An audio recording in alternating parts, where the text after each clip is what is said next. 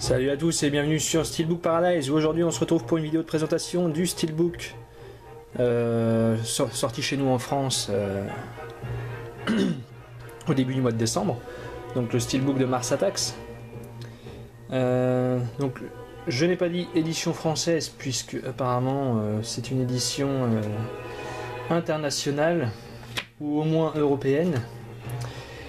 Et la petite carotte dans l'histoire, c'est que là je viens de passer le disque dans ma platine et les rumeurs, enfin si c'était des rumeurs ou des avis concrets, se sont avérés vrais, puisqu'il n'y a pas de true French, enfin la vraie voix française. Ce sont il faut le dire, les putains de voix de merde canadiennes. Donc c'est la belle carotte.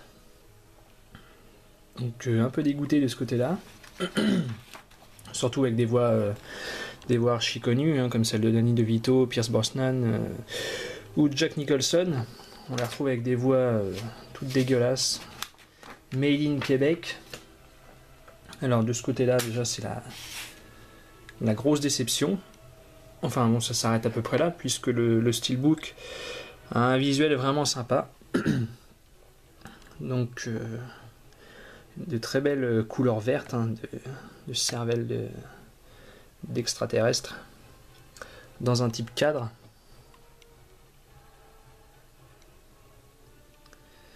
Avec le titre embossé. Je sais pas si on voit très bien. Donc une accroche, enfin une accroche. Façon de parler. Une tirade, comment dit-on, je ne sais plus, bref. Hein. Une phrase du film en VO, donc quelque part ça annonce déjà la couleur, on sait que c'est un steelbook minimum européen. Le petit hic de ce côté-ci, c'est l'inscription des acteurs. J'aurais préféré un truc tout simple, juste avec le titre, ça aurait été parfait.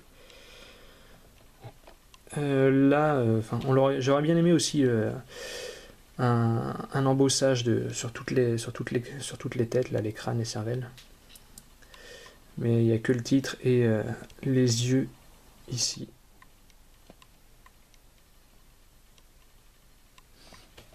Donc c'est édité par Warner. Mais bon, on sait bien que chez Warner France, on fait pas des steelbooks de cet acabit. Donc je me doute bien que c'était une édition au moins européenne. On sait bien que Warner fait des steelbooks dégueulasses la plupart du temps. Donc on retrouve le titre dans la même police d'écriture, logo Blu-ray, un petit logo Warner discret. Au verso, on retrouve bien évidemment encore des cervelles, ça reste dans la continuité, ça va. Dommage qu'il n'y en ait pas ici sur la tranche, mais bon, ça dérange pas plus. Là je chipote. Quelques infos textuelles ici, imprimées directement, comme d'hab. Le petit truc, on voit aussi que c'est un disque, au moins international, etc. C'est qu'il est bardé de logos, et en plus ici, c'est écrit en espagnol. Donc on se retrouve avec un disque même pas français.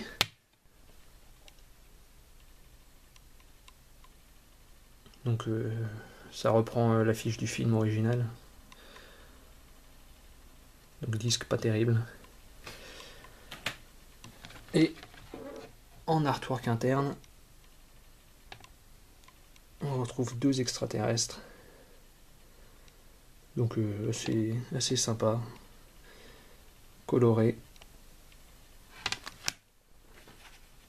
Donc steelbook assez bon dans l'ensemble. Un peu déçu, enfin même carrément déçu côté disque. C'est la carotte du mois de décembre.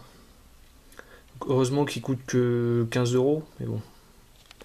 Après, je pense pas que les connaisseurs vont pas se faire avoir. Les gens qui achètent un peu comme ça, en se renseignant, vont boycotter cette boîte, je pense. Mais bon, moi ça me gêne vraiment les voix québécoises.